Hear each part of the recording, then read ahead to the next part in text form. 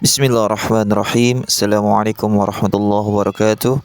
Alhamdulillahilladzi ja'ala al-'amala syarafan was-sa'ya fil ardi 'ibadatan wa ja'ala al-kasba al-halala sababan lil karamah wal 'izzati fid dunya wal akhirah. Nahmaduhu 'ala man awlahu minan ni'am wa ma fataha lana min abwabir rizqi wa ma dallana 'alaihi min subulil kasbil halal wa na'udzu bihi minal kasli wal 'ajzi wat tawakkul wa nas'aluhu at-tawfiq fi kulli 'amalin nafi' was-sadadi fi kulli sa'yin masyru'. Segala puji bagi Allah Subhanahu wa taala yang telah menjadikan manusia sebagai khalifah di muka bumi ini. Salawat dan salam senantiasa tercurahkan kepada junjungan Nabi besar Muhammad sallallahu alaihi wasallam, suri teladan di dalam kerja, etos hidup dan kontribusi peradaban. Ayo ikhwah para pendengar yang dimuliakan Allah, tema yang akan kita bahas pada hari ini sangatlah mendesak dan krusial, yaitu fenomena pengangguran di kalangan pemuda muslim. Ini bukan sekadar isu ekonomi, melainkan masalah multidimensional, yaitu masalah keimanan, keilmuan, kebijakan negara, serta masa depan peradaban Islam itu sendiri. Yang pertama, ingin saya bahas mengenai realitas empirisnya. Berdasarkan data dan fenomena menurut Badan Pusat Statistik atau BPS, pada bulan Agustus 2024, angka tingkat pengangguran terbuka atau TPT di Indonesia mencapai 4,91% atau sekitar 7,47 juta jiwa. Dari angka tersebut, proporsi terbesar adalah pemuda usia 15 sampai 24 tahun yang mencapai 19,4%. Padahal menurut laporan Bank Dunia di tahun 2023, generasi muda menerapkan motor pertumbuhan ekonomi dan inovasi. Namun ketika pemuda tidak diberdayakan, justru menjadi potensi disrupsi sosial seperti kriminalitas, radikalisme, dan alienasi sosial. Yang selanjutnya kita bahas mengenai teologi pekerjaan di dalam Islam. Islam adalah agama amal dan etos kerja.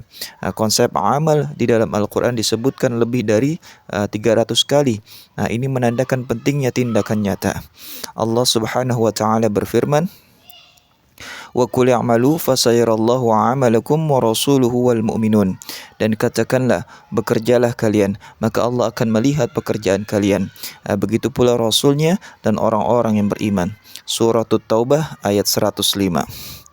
Di dalam tafsir Al-Alusi, yaitu di Ruhul Ma'ani, ayat ini menjadi dasar bahwa amal adalah kewajiban sosial dan spiritual. Rasulullah sallallahu alaihi wasallam bersabda, la an yahtatiba ahadukum huzmatan ala zahrih khairun lahu min ayyas'ala ahadan fayu'tiyahu aw yamna'uhu. Jika salah seorang dari kalian mencari kayu bakar dan menjualnya, maka itu lebih baik daripada meminta-minta. Ini menunjukkan ayol ikhwah bahwa kemuliaan seorang muslim terletak pada kerja keras, bukan ketergantungan. Yang selanjutnya, bagaimana analisis penyebab pengangguran? Pemuda terutama pada fenomena ini, kita melihat tidak bisa dilihat secara sempit semata. Ada beberapa faktor utama yang mempengaruhinya. Yang pertama adalah mismatch antara pendidikan dan kebutuhan pasar kerja. Yang kedua, kurangnya pelatihan keterampilan praktis atau vocational. Yang ketiga, budaya konsumtif dan mental rebahan yang ditumbuhkan melalui media sosial. Yang keempat, kurangnya peran masjid dan lembaga dakwah di dalam pemberdayaan ekonomi. Yang kelima, kebijakan negara yang belum sepenuhnya fokus pada ekonomi kreatif pemuda. Yang keempat, perspektif maqasidus syariah, bahwasanya pekerjaan dan kesejahteraan di dalam kerangka maqasidus syariah ini, yaitu menjaga jiwa atau hifzun nafas, hifzul aql wa hifzul mal. Ini sangatlah berkaitan dengan produktivitas kerja. Pengangguran jangka panjang penyebab krisis psikologis, kerusakan akhlak, dan potensi kemiskinan. Oleh karena itu, menciptakan lapangan kerja dan memberdayakan pemuda adalah kebutuhan syar'i, bukan sekadar teknis ekonomi. Lantas, ada sebuah inspirasi dari generasi sahabat, di mana para sahabat tidaklah menunggu pekerjaan, mereka menciptakannya. Kisah Umar bin Khattab sangat relevan ketika beliau menegur para pemuda yang duduk-duduk di masjid tanpa bekerja. Antumul mutaakkiluna la al-mutawakkilun. Inna sama la tumtir dhahaban wala fiddah. Kalian bukanlah orang-orang yang bertawakal, tapi pengemis. Langit tidak menurunkan emas dan perak. Sementara itu, Abdurrahman bin Auf juga seorang sahabat yang kaya pernah berkata, tunjukkan kepadaku pasar. Nah, ini ia memulai dari nol tanpa modal, hanya dengan etos kerja saja. Yang keenam, bagaimana peran institusi Islam? Ayo ikhwah, masjid dan dakwah ekonomi saat ini, masjid kebanyakan hanya fokus pada aspek spiritual saja. Padahal sejarah menunjukkan bahwa Masjid Nabawi juga menjadi pusat pendidikan, strategi politik, dan aktivitas ekonomi. Kita butuh revolusi paradigma dakwah.